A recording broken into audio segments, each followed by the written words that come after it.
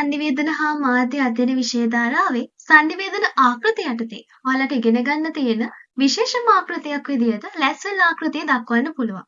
මේ ලැස්වැල් ආකෘතිය ඉදිරිපත් කරේ 1948 දී හැරල්ඩ් ඩී ලැස්වැල් කියන දේශපාලන විද්‍යාඥයා විසින්. හැරල්ඩ් ඩී ලැස්වැල් විසින් එයා ඉදිරිපත් කරපු නිර්වචනයකට අනුව තමයි දුවේ පුතේ මේ sannivedana ආකෘතියත් ඉදිරිපත් කරලා තියෙන්නේ. මෙතනදී ඔයාලට දකින්නට පුළුවන් ප්‍රශ්නාර්ථ පහකින් යුතු මූලික අංග පහක්. කවුද? කුමක් කියයිද? කුමන නාලිකාවකින්ද? කාටද? කුමන බලපෑමකටද?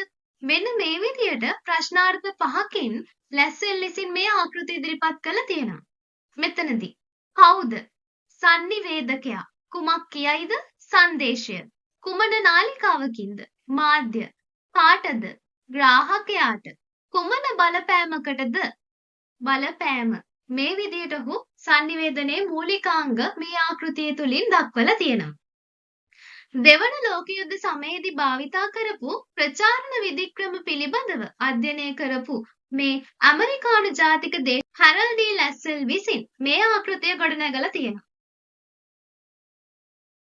ඇරිස්ටෝටල් විසින් ඉදිරිපත් කරපු ආකෘතිය දිගුවක් විදිහට තමයි මේ ලැස්වැල් ආකෘතිය අපිට හඳුනගන්න පුළුවන්. ඇරිස්ටෝටල් තමන්ගේ ආකෘතිය තුළින් දුවේ පුතේ ඉදිරිපත් කරපු ඒ මූලිකාංග ප්‍රශ්නාර්ථ විදියට ඉදිරිපත් කරන්න ලැස්වැල්ට හැකියාව ලැබිලා තියෙනවා. අපි බලමු මේ ආකෘතියේ තියෙන විශේෂ ලක්ෂණ මොනවාද කියලා. මේ ලැස්වැල්ගේ ආකෘතිය රේඛීය sannivedana ආකෘතියක්. ඒ කියන්නේ දුවේ පුතේ ඒකමාර්ගික ආකෘතියක්. එක් දිශාවකට විතරයි මේ sannivedanaye ගමන් කරන්නේ. ප්‍රතිපෝෂණයක් මේ ආකෘතිය ඇතුළේදී දකින්න බෑ.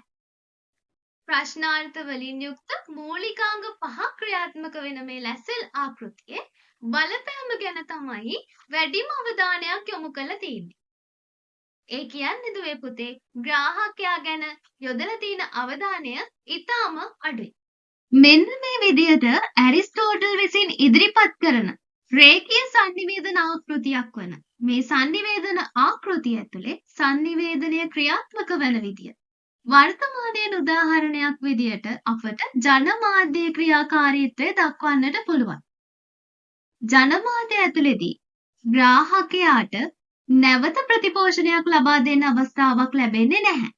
එක් දිශාවකට පමණක් ගමන් කරන sannivedana ක්‍රියාවලියක් වෙන නිසා අපිට ඒ උදාහරණය මේ ඇරිස්ටෝටල් ආකෘතියට මනාව ගලපන්නට හැකියාව තියෙනවා.